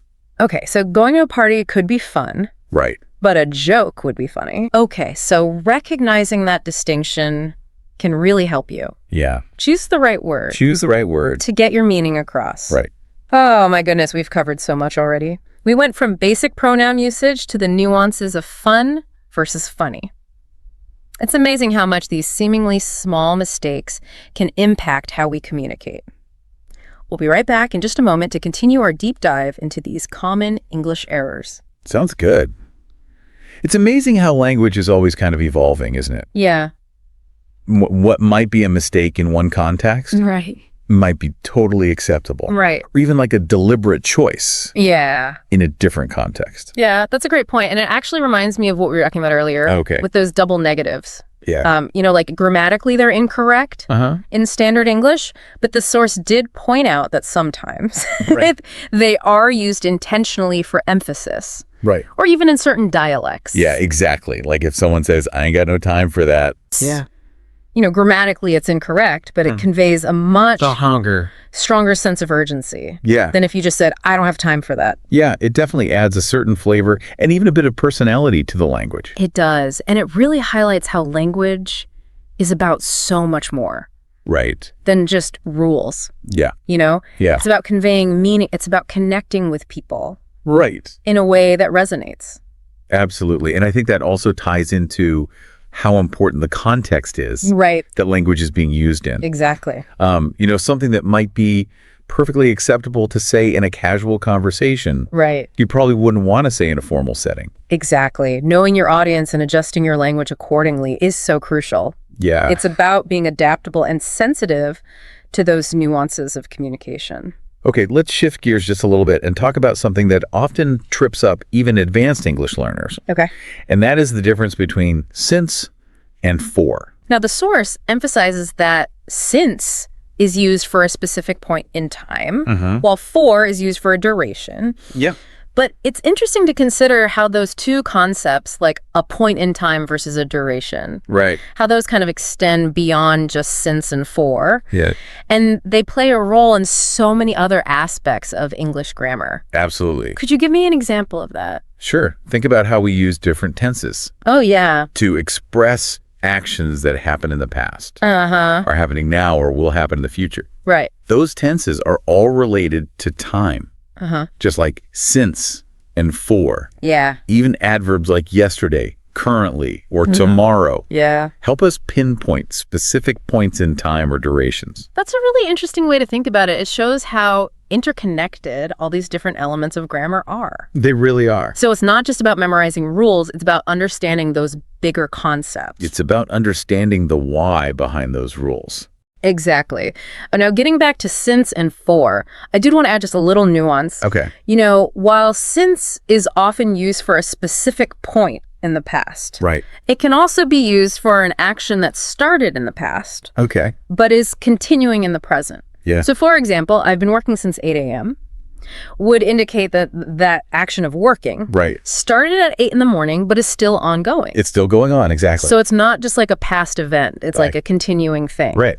Okay, now another pair of words that I've noticed that people often mix up, even native speakers, is less and fewer. Right. What is the key to really mastering those two? The rule is based around the idea of countable versus uncountable nouns. Okay. So fewer is for things that we can count individually. Right. Like cars or books or mistakes. Okay. And less is for things that we can't count individually, like traffic. Oh, okay. Information or stress. Okay, so it's basically about whether you can make the noun plural or not. Exactly. So fewer cookies, but less sugar. Right. But I have noticed people say things like 10 items or less, Right. at the grocery store checkout. Yeah. And that seems to go against the rule. It does. That's one of those cases where, despite the rule, common usage has kind of shifted. Yeah. And less before accountable quantity like items has become widely accepted. So it's one of those exceptions that proves the rule. Exactly. And it shows you how language is constantly changing and adapting to how people use it. Yeah, it's a living, breathing thing. It is. All right, let's wrap up the segment with one final distinction that the source makes Okay. between fun and funny. Okay. Now, it's easy to think of these as kind of interchangeable, Right. but there is a subtle but important difference between the two. Right. Fun is this really broad term that just encompasses any enjoyable experience, Right. whether it involves laughter or not. Okay. Going to a concert, Yeah. playing a game, having a challenging workout. All of those things can be fun. So fun is really about that overall enjoyment Yeah. of an experience. But Yeah. funny is specifically something that makes you laugh. Exactly. A joke, a witty comment, a slapstick routine, those would be funny. Okay, so funny is about humor, Yes. but fun is much broader. Much broader. It can be anything that's enjoyable. Right. And using those words correctly really ensures that we're communicating our intended meaning. Yes. And the more precise we are with our language, the more effectively we can express ourselves. Well said. We've covered a lot of ground in this deep dive. We have. And I'm sure at this point you are starting to see Uh-huh. those common English mistakes in a whole new light. I hope so. I think it's really easy to overlook those things. Right. When you're just speaking or writing quickly. But hopefully you're also starting to appreciate Yes. the richness and complexity Absolutely. of the English language. There's a lot to learn. There is. We'll be right back with some final thoughts and maybe even a little challenge for you. All right, we're back for the final part of our deep dive today into common English mistakes. I don't know about you, but I'm already starting to pay a lot more attention to the way I use language. Yeah, me too. It's amazing how much we can learn just by being more mindful, I think. Absolutely. Yeah. It's like we've been sharpening our linguistic tools. Yeah, exactly. And the more we use them, the better we get at it. Exactly. As we've been discussing all these common errors, it's kind of made me wonder about what other subtle mistakes we might be making Right. without even realizing it. Yeah, that's a good question. Yeah. I think each of us probably has our blind spots when it comes to language. Sure. Maybe it's a particular word we misuse or a grammar rule that we just always forget. Oh, yeah. I know I have a couple of those. Like, I always have to double check myself when I'm using affect or effect. Right. Yeah. I can never remember which one to use. Yeah, that's a classic one. Yeah, and it really just highlights the importance of staying curious about language, I think. Yeah, And to keep learning. It's all about that exploration. absolutely. And really, that's what this whole deep dive is all about. It's not about reaching some unattainable level of perfection or anything. It's Right. more about just embracing that journey of learning and growing, I think. It's all about progress, not perfection. Exactly. And remember, even the most experienced writers and speakers make mistakes Oh, for sure. all the time. So the key is to just approach language with a sense of humility, I think. Yeah. And always be willing to learn from those mistakes. Absolutely. So to kind of wrap up this episode today, we have a little bit of a challenge for you. I like it. Take some time to reflect on your own language habits. Okay. Are there any words or phrases that you tend to misuse? Any grammar rules that trip you up? Good questions. Once you've kind of pinpointed what some of those blind spots are, maybe make a conscious effort to just pay more attention to them Yeah. in your everyday communication. Maybe even jot down a few notes Right. or look up some examples. But just remember, this isn't about beating yourself up. Yeah. It's more about recognizing those areas where you can grow and improve. It's about celebrating the fact that there's always more to learn. Exactly. And ultimately embracing the beauty and complexity of the English language and using it to really express yourself in the most powerful and authentic way you can. Well said. So until next time, keep exploring, Yeah. keep questioning, Yes. and keep striving to become the best communicator that you can be. And don't be afraid to make a few mistakes along the way. Mistakes help us learn. They really do. Oh. Until next time, happy diving. Hey everyone, and welcome back for another deep dive. Yeah. You know we love to explore interesting topics. Absolutely. And you guys shared an awesome script with us. Yeah. all about 200 advanced English words. 200. It's like a crash course in next-level vocabulary. It really is. But here's the thing. Okay. We're not just going to, read through a list. Right. We're going to actually break down some of the coolest words. Yeah, some of the gems in here. And talk about how you can use them to make your communication more powerful. More impactful. I love that. Right. Like, how can you sprinkle these words into your everyday life and sound amazing? Exactly, because it's one thing to know a word, but it's another thing to actually use it effectively. Yeah. So we're going to be diving into different categories, from describing people to expressing complex ideas, all that good stuff. Yeah, I'm excited to see where this goes. Me too. Okay, so let's jump right into the first category from the script. It's all about opinions and ideas. Oh, that's a good one. Right. And one of the first words that really jumped out at me was articulate. Articulate. Yeah. Now you might think, okay, articulate just means speaking clearly, but I think it goes a bit deeper than that. I agree. When you're articulate, you're not just speaking clearly, you're expressing yourself in a way that's persuasive and engaging. Right. It's like you're painting a picture with your words. Exactly. And people are drawn to that. Okay, so think about someone like Barack Obama. Oh, yeah. Great example. He's known for being like a super articulate speaker. Absolutely. Yeah. His ability to explain complicated ideas in a simple and compelling way is really remarkable. And it's not just about politics. Right. Being articulate is a huge asset no matter what you do. Absolutely. Yeah. Whether you're in a meeting, giving a presentation, or even just having a conversation with friends, being able to express yourself clearly and persuasively is a game changer. Totally. All right, so next up we have a word that's all about the slippery nature of meaning ambiguous. Ambiguous. Oh, yeah. I've definitely encountered my fair share of ambiguity. Me too.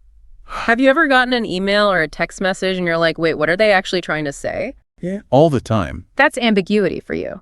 It's like a linguistic fog that can lead to all sorts of misunderstandings. Totally. Sometimes it's unintentional, but sometimes it's deliberate, like in poetry or creative writing. Yeah. To add a layer of mystery. Right. So it can be both frustrating and fascinating. Depends on the context. Okay, now this next word is one of my favorites. Paradox. Oh, paradox. Love it. Our source material gives this example. It's a paradox that technology makes life easier but more stressful. Oh, yeah. That's so true. Like, we've got all these gadgets and apps that are supposed to simplify our lives. Right. But we're constantly bombarded with information and notifications, and it can feel super overwhelming. Totally. It's like this double-edged sword. Exactly. And paradoxes like this, they really make you think. They do. They challenge our assumptions and force us to look at things from multiple perspectives. Okay, so let's shift gears a bit and talk about a word that's all about evidence and proof, empirical. Empirical. So empirical basically means relying on observation and experience. Yeah. Instead of just theory or speculation. Right. It's about looking at the facts. It's the foundation of scientific inquiry, but it's also relevant in our everyday lives. Totally. Let's say you're trying to figure out the best coffee shop in your neighborhood. Oh. You could just go with your gut feeling. Or you could take an empirical approach. Right. You could read online reviews, check out ratings, ask your friends for recommendations. Gather some data. Exactly. It's about making decisions based on evidence rather than just guesswork. Makes sense. So are you ready to move on to the next category? I am. Bring it on. It's all about describing people, and I think you're going to love this one. Okay, I'm intrigued. Because we're going to be talking about words that really capture different personality types. Oh, that's fun. Yeah. So let's start with a word that just exudes charm and magnetism. Charismatic. Charismatic. Oh, like Oprah. Yes, Oprah is like the ultimate charismatic person. Absolutely. She just has this aura that draws people in. Right. It's like she lights up a room. And it's not just about looks. It's about energy and confidence and genuine warmth. Totally. Now imagine someone who's the complete opposite of charismatic. Someone who sees the world through a lens of pessimism and distrust. Okay, got it. That's where cynical comes in. Cynical, yeah. A cynical person might assume that everyone is acting out of self-interest or that there's always a hidden agenda. Right. They're always looking for the catch. And while it's good to be a little bit skeptical, of course, too much cynicism can be kind of a downer. It can definitely make it hard to see the good in people and situations. Okay, then there's a personality type that's all about themselves. Narcissistic. Narcissistic. Oh, yeah, we all know a few of those. Right. This word describes someone who's excessively self-centered, constantly seeking admiration, and often lacking empathy for others. Like they're living in their own little world. Totally. But let's not dwell on the negative. Okay. We also have a word that celebrates resilience and inner strength. Resilient. Resilient. I love that word. Me too. It's about being able to bounce back from setbacks, adapt to change, and keep going, even when things get tough. It's like having an inner spring that helps you bounce back from adversity. Exactly. And it's such an inspiring quality. It is. We can all learn a lot from resilient people. Okay, so are you ready for some action? Oh, yeah. Do it. And the first word we're going to tackle is bolster. Bolster. Okay. So bolster basically means to strengthen or support something. Like a coach giving a pep talk to their team. Yes, exactly. Yeah. They're trying to bolster their confidence and motivate them to perform their best. Makes sense. And you can bolster all sorts of things, like an argument with strong evidence or your immune system with healthy habits. Right. It's about giving something a boost. Okay, so next up is facilitate. Facilitate. Now, this one is all about teamwork and collaboration. Exactly. Like, imagine a project manager who's running a meeting. They're trying to facilitate a productive discussion by making sure everyone has a chance to share their ideas and that the conversation stays on track. Right. So they're not necessarily the one coming up with all the ideas, but they're creating an environment where ideas can flow freely. Yeah, and that's what facilitate's all about. It's about making a process smoother and more efficient. I like that. Okay, so now imagine a detective who's carefully examining a crime scene. Ooh, getting intense. Or a scientist who's meticulously analyzing data. Okay. That's where scrutinize comes in. Scrutinize. To scrutinize means to examine something really closely, often with a critical eye. Right. It's about going beyond the surface level and digging into the details. Exactly. And you might scrutinize a contract before signing it. Oh, yeah. Good example. Or scrutinize a piece of art to understand its deeper meaning. So it's about paying attention to the little things. Yes. And lastly, we have undermine. Undermine. Okay, this one sounds a bit sneaky. Uh-huh. It can be. Undermine means to weaken or damage something, often gradually or subtly. Like a slow leak that eventually causes a tire to go flat. Exactly. It's not always a dramatic, sudden thing. Right. It can be more insidious. Okay, so think about a rumor spreading through an office. Okay. It can slowly undermine someone's reputation. Yeah, damaging their credibility over time. Or a series of small setbacks. Right. They can gradually undermine a team's morale. So it's like chipping away at something until it's weakened. Exactly. And that's what makes undermine so powerful. Because it often happens under the radar. All right, so are you ready to explore the world of emotions? Oh yeah, I'm feeling all the feels. Because that's what's up next. We're diving into emotion vocabulary. Bring on the feels. And I'm excited about this category because it's all about adding depth and nuance to how we express our feelings. I love that. Right? Because life is full of emotional ups and downs, and having a rich vocabulary to describe those experiences can make a huge difference. Absolutely. It's like having a finely tuned instrument to express the full range of human emotions. Okay, so let's start with ecstatic. Ecstatic captures that feeling of pure bliss and exhilaration. Like winning the lottery. Yes! Or like achieving a long-held dream. Or finally finishing that huge project you've been working on forever. It's like that moment when you're just like, yes, this is amazing. Pure joy. Now contrast that with content. Content. Okay, so a little more subdued. Yeah. Content is about a quieter, more settled form of happiness. Like that feeling of peace and gratitude you experience when you're surrounded by loved ones. Or simply enjoying a beautiful day. Yeah. It's about appreciating the simple things. Right. It's not about chasing after fleeting moments of excitement. But rather finding joy in the everyday moments of life. I love that. Okay, now let's get a little moody. Ooh, I'm ready. Melancholy is a word that evokes a deep, pensive sadness, often tinged with a sense of longing or nostalgia. Melancholy.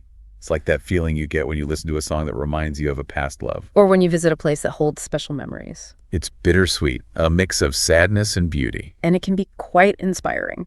Absolutely. Yeah. A lot of great art and literature has been born out of melancholy. Okay, so have you ever been in a situation where you're waiting for something important to happen? Yeah, like results from a test. Exactly.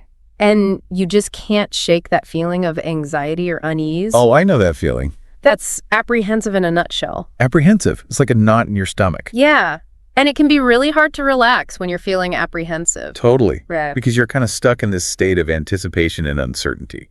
And on the flip side, we have zealous. Zealous? This word describes someone who's intensely passionate and enthusiastic about something. Oh, like a super fan at a concert. Yes. Or a volunteer who's dedicating their time to a cause they believe in. It's that contagious energy and excitement. And zealous people, they just have this infectious energy that can be really inspiring. Totally. They make you want to get involved and be passionate about something too. Now, before we wrap things up, let's talk about those little words that play a big role in making our writing and speaking clear and coherent. Okay. You mean like transition words and phrases? Exactly. These words are like the glue that holds our sentences and paragraphs together. Right. They guide the reader or listeners smoothly from one idea to the next. And they might seem insignificant, but mastering them can really elevate your communication skill. Totally. It's like adding polish to a piece of writing. So our source material highlights a bunch of these transition words and phrases. Okay.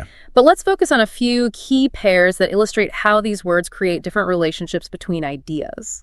Sounds good. I like that approach. Okay, so let's start with moreover and however. Moreover and however. Okay. So moreover is like adding another layer of support to your argument. Okay. You might say regular exercise is good for your physical health. Moreover, it can improve your mental well-being and reduce stress. So you're building on your previous point. Exactly. You're providing additional reasons to support your claim. Like saying, and here's even more to consider. Now, however, introduces a contrasting idea or a shift in perspective. Okay, so it's like a plot twist. Kind of. You might say the team played their hearts out. However, they were unable to overcome their opponent's strong defense. So you're acknowledging the first statement, but then presenting a different angle. Right. It's like saying that there's a catch, or here's a different way to look at it. Gotcha. Another interesting pair is consequently and nevertheless. Consequently and nevertheless.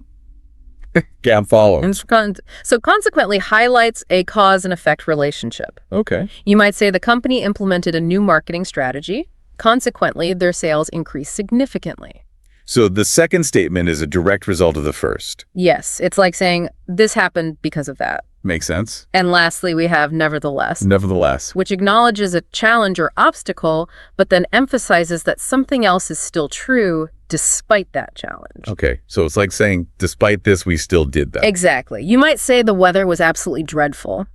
Nevertheless, we decided to go for a hike anyway. So it shows determination. Yes, it's about persevering even in the face of adversity. I like that. And it's amazing how these small words, They really are. they can have such a big impact on the flow and clarity of our communication. It's like they add this subtle but important layer of meaning. And speaking of practice, our source material also includes some helpful exercises Good. to solidify your understanding of these advanced words. Yeah, because it's one thing to know the definitions. Right. But it's another thing to actually use them in context. So we encourage you to check those exercises out. Absolutely. It's a fun way to put your new vocabulary to the test. And you know what else I love about this script? What's that? It's not just about defining words. Right. It's also about exploring the nuances of language. The subtle shades of meaning. Exactly. Yeah. And how those nuances can help us communicate more effectively. It's about becoming more mindful of the words we choose and how they impact our listeners. And that's what makes this deep dive so exciting. It is. It's like opening up a whole new world of possibilities with language. So stay tuned for part 2 of our deep dive, where we'll continue exploring these amazing words. Can't wait. Yeah, it's like being the conductor of an orchestra. You're guiding the flow and making sure everything works together harmoniously. I like that analogy. Okay, so now let's talk about a word that implies weakening or damaging something, often gradually or subtly. Undermine. It's like a slow leak that eventually causes a tire to go flat. Right. It's not always a sudden dramatic thing. So think about a rumor spreading through an office. It can slowly undermine someone's reputation. Yeah, chipping away at their credibility over time. Or a series of small setbacks that can gradually undermine a team's morale. It's like a termite infestation. You don't see the damage right away, but it's slowly eating away at the foundation. Exactly. And that's what makes undermine so powerful. It often happens under the radar. Right. You might not even realize it's happening until it's too late. All right. Are you ready to dive into the world of emotions? Oh, yeah. Bring on the feels. Because that's what's up next in our source material. We're exploring emotion vocabulary. I love this category. It's all about adding depth and nuance to how we express our feelings. Right, because life is full of emotional ups and downs, and having a rich vocabulary to describe those experiences can make a huge difference. Absolutely. It's like having a whole palette of colors to paint your emotional landscape. I like that. Okay, so let's start with ecstatic. Ecstatic. Ecstatic captures that feeling of pure bliss and exhilaration. Like when you achieve a long-held dream or experience something truly extraordinary. It's that moment when you're just like, yes, this is amazing. I'm so happy. Pure joy. Now contrast that with content. Content. Okay, a little more mellow. Yeah, content represents a quieter, more settled form of happiness. Like that feeling of peace and gratitude you experience when you're surrounded by loved ones or simply enjoying a quiet evening at home. It's about appreciating the simple things in life and feeling at peace with yourself and your surroundings. It's not about chasing after fleeting moments of excitement. Right. It's about finding joy in the everyday moments. Okay, so now let's get a little moody too. Melancholy is a word that evokes a deep, pensive sadness, often tinged with a sense of longing or nostalgia. Melancholy. It's like that feeling you get when you listen to a song that reminds you of a past love, or when you visit a place that holds special memories. It's bittersweet, a mix of sadness and beauty. And it can be quite inspiring, actually. A lot of great art and literature has been born out of melancholy. Totally. Sometimes you need to embrace those feelings to tap into your creativity. I agree. Now, have you ever been in a situation where you're waiting for something important to happen, like results from a test or an important decision, and you just can't shake that feeling of anxiety or unease? Oh, yeah. I know that feeling all too well. That's apprehensive in a nutshell. Apprehensive. It's like a knot in your stomach. Yeah. And it can be really hard to relax when you're feeling apprehensive because you're kind of stuck in this state of anticipation and uncertainty. It's that feeling of not knowing what's going to happen, and it can be both exciting and nerve-wracking. Exactly. And on the flip side, we have zealous. This word describes someone who is intensely passionate and enthusiastic about something. Like a sports fan cheering wildly for their team, or a volunteer working tirelessly for a cause they believe in. Yeah, zealous people have this infectious energy that can be really inspiring. They're so committed and dedicated to whatever it is they're passionate about.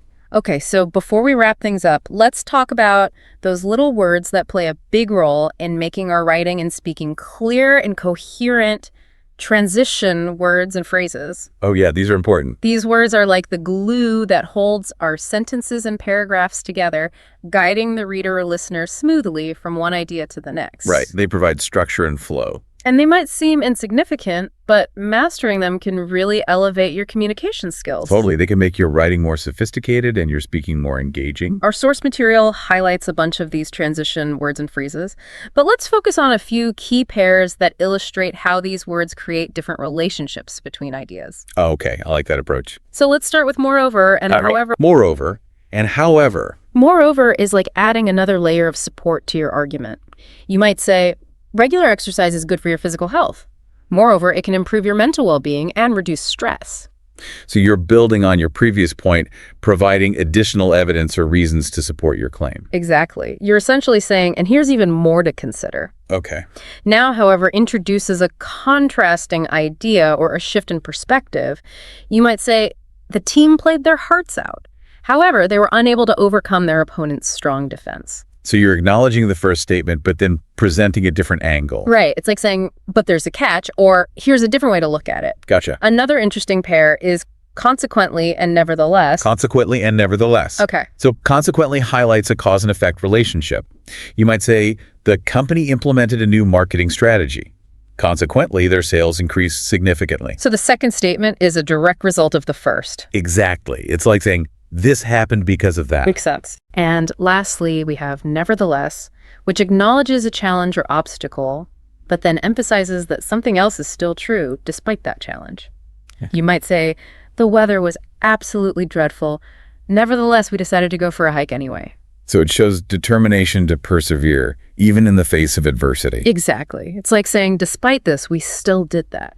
I like that. It conveys a sense of resilience. And it's amazing how these small words can have such a big impact on the flow and clarity of our communication. They really do. It's like they add this subtle but important layer of meaning. And speaking of practice, our source material also includes some helpful exercises to solidify your understanding of these advanced words. Oh, those are good. I always like a good vocabulary workout. Me too. And it's one thing to understand the definitions, but actually using the words in context is what really helps them stick. Exactly. It's like learning a new dance move. You can watch someone else do it 1,000 times, but until you get out on the dance floor and try it yourself, you won't truly master it. So we encourage you to check out those exercises and put your new vocabulary to the test. Have fun with it. Now, as we wrap up part 2 of our deep dive into these 200 advanced English words, what are some key takeaways you think our listeners should keep in mind? Well, I think it's important to remember that expanding your vocabulary is an ongoing journey, not a destination. Right. It's not about memorizing a list of words. It's about developing a love of language and a curiosity about how words can be used to express ourselves more effectively. Exactly. And I encourage listeners to not be afraid to make mistakes. Using new words can feel a bit awkward at first, but the more you practice, the more confident you'll become. It's like trying on a new outfit. You might feel a little self-conscious at first, but once you get used to it, you start to rock it with confidence. I love that analogy. And remember, the goal is not to sound pretentious or use big words just for the sake of it. It's about choosing the right words to convey your message with clarity, precision, and impact. Absolutely. It's about being intentional with your language. And the best part is, this is just the beginning. The source material we explored is just a starting point. There are countless other words and phrases out there waiting to be discovered. The world of language is vast and constantly evolving. So what are some areas of vocabulary that you think would be particularly interesting to explore further? Well, I think it would be fascinating to delve into the language of specific fields like science, technology, or art. Each field has its own unique jargon and terminology, and understanding those words can open up whole new worlds of knowledge and understanding. That's a great idea. It's like learning a secret code that allows you to access a whole new community and way of thinking. Precisely. And as you expand your vocabulary, you'll find that you're not just learning new words, you're also expanding your mind and your ability to connect with others on a deeper level. So to our listeners, I leave you with this final thought. Now that you've had a taste of these advanced words, what other areas of vocabulary would you like to explore? Perhaps delve deeper into specific fields like science, technology, or art. Or maybe you're interested in exploring the etymology of words and how their meanings have evolved over time. The world of language is your oyster. Go out there and explore it. Happy exploring. It's about finding the words that best capture your thoughts and feelings and using them in a way that resonates with your audience. And that's a skill that takes time and practice. Absolutely. But it's so worth it. So as we wrap up our deep dive into these 200 advanced English words, what are some key takeaways you think our listeners should keep in mind? Well, I think one of the most important things is to remember that expanding your vocabulary is an ongoing journey. It's not like you reach a certain level and then you're done. Exactly. It's about constantly seeking out new words, experimenting with them, and finding ways to weave them into your everyday communication. And it's not just about sounding smart. It's about being able to express yourself with more nuance and precision. And to connect with others on a deeper level. So I encourage our listeners to embrace this journey and to have fun with it. Absolutely, because language is a powerful tool, and the more words you have at your disposal, the more effectively you can use it. And remember, this deep dive is just a starting point. Yeah, there's a whole world of words out there waiting to be discovered. So keep exploring, keep learning, and keep expanding your vocabulary. Happy wordsmithing, everyone. All right, so you're looking to really boost your English vocabulary. And, well, today we're going to dive deep into this resource. Yeah. It's called 50 Words to Transform Your English from Beginner to Advanced. Ooh, that sounds promising. Right, I know. So we're going to go from like beginner to advanced pretty quickly. Let's do it. Yeah. I think what's really cool about this is that it's not just about like memorizing these big scary words, you know what I mean? Okay. It's about using them in actual conversations, like to really make your communication better. Exactly, whether it's at work or in school or just like chatting with friends. Yeah, exactly. So let's get started. There are a few words in this list that just like jumped out at me. Right, let's hear them. So one of them is ephemeral. Ephemeral. Have you ever heard that word before? I have, yeah. Isn't it just like a beautiful word? It is. It sounds kind of magical, right? It does. And it basically means something that lasts for a really short time. Right. Like think about a cherry blossom. Yes, the fleeting beauty of it. Exactly. It blooms and then it's gone. Gone. But like in that short time, it's just gorgeous, right? It is. It's just so impactful. Absolutely. So ephemeral is like that. You know? Yeah. It captures those moments. And I think that's what's so interesting about learning new words like ephemeral. It's like you can suddenly add this whole new dimension to how you talk about things. Exactly. It's not just about sounding smart. No, not at all. It's about expressing yourself. Exactly. Like with more precision. Like you could be talking to someone about, let's say, a business opportunity, right? Yeah. And you could say, hey, this is like a really ephemeral opportunity. Okay. We got to jump on this like right now. Yeah. Do you know what I mean? Absolutely. It adds a sense of urgency. Totally. And importance, right? Yes. It makes it clear that this is not something that's going to last forever. Exactly. And that's why it's so powerful, right? It's like you're capturing the essence of the moment. Yes. So moving on. Okay. Another word that I thought was really cool was facetious. Facetious. Oh, I love that word. Right. It's fun to say. It is. And I always think of like that friend we all have who can like make a joke about anything. Oh, I know that person. Right. Even if it's like a super serious situation. Even when it's like maybe not the best time. Yeah. And they're just like cracking jokes. Yeah. And they always have that like mischievous glint in their eye. Right. Like they can't help themselves. Mm-hmm. So that's kind of what facetious is all about, right? It is. It's that humor that can be a little bit inappropriate sometimes. Right. It's definitely a double-edged sword. It is, right? Because sometimes it can like Yeah. lighten the mood. Yeah. But sometimes it can be like, oh no. Yeah. You really got to know your audience with that one. Right. And the context. Yeah. Like, have you ever tried to be facetious? Oh, yeah. Definitely. And it just like Backfire. totally backfired. Spectacularly. I have. I remember one time I was in this like really tense meeting. Uh-oh. And I thought, oh, just like lighten things up with a little facetious comment. Yeah. And it did not go well. It was like a total flop. Sometimes it's better to just play it straight. Totally. It was a good lesson learned. It is, right. And I think that's part of the journey of learning more advanced English. It's not just about knowing the words. It's about knowing how to use them and when. Exactly. And sometimes when not to use them. Right. It's about nuance. Yes. It's about like reading the room. Absolutely. Okay. So another word that I thought was really interesting was gaudy. Gaudy. Okay. What do you think of when you hear that word? I think of like over the top. Yes. Excess. Too much. Right. Yeah. Like imagine a house that's covered in every single lawn ornament you can imagine. Oh, like those inflatable Santas and reindeer. Yeah. And like pink flamingos and like. Yeah. And maybe even a giant gnome. Yes. A giant gnome and like just like everything is just like. Yeah. Glitter everywhere. Glitter. Yes. So that's gaudy, right? It is. And what's interesting about gaudy is it's so subjective. It is. Right? Because what one person thinks is gaudy, another person might think is like totally cool. Yeah, like artistic or... Yeah, expressive, bold even. Right. It depends on your perspective. Totally. And your taste and maybe your culture too. Yes, exactly. So we've talked about these words kind of on their own. Yeah. But let's see how they work in a sentence. Okay, yeah. The source actually gives this great example. Okay. Okay, ready? Yep. The haughty manager's facetious comments felt unnecessary, but her benevolent gesture of providing abundant support later softened her image. Wow, that's a mouthful. Right.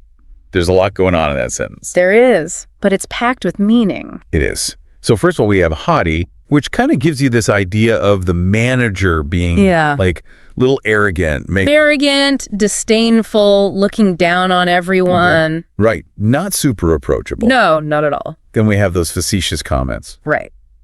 So she's trying to be funny. But maybe not succeeding. Maybe, or maybe just like using humor at the wrong time. Yeah, exactly. So not making a great impression so far, right? No. But then there's this shift. Yes. There's a but. Right. A but. Which is key. And suddenly she's making this benevolent gesture. Benevolent, which means... Generous, right. Exactly. Yeah. She's showing that she actually cares. Yes.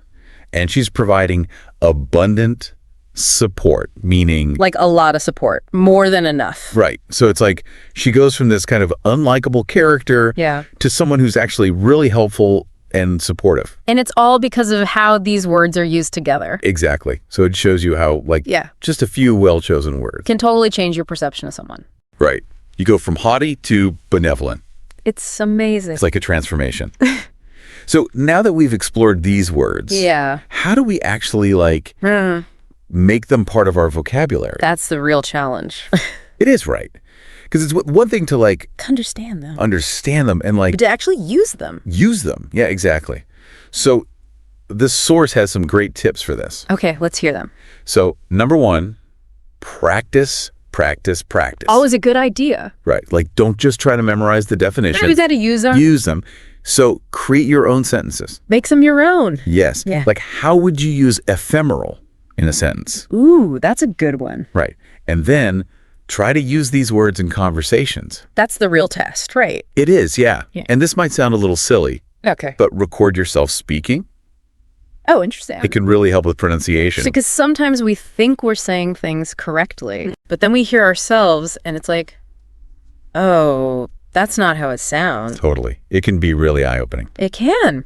So practice, use it in conversation, record yourself. Yeah, those are like the golden rules. I like it. So after this deep dive, what do you think is the biggest takeaway? I think it's that words are powerful. They are.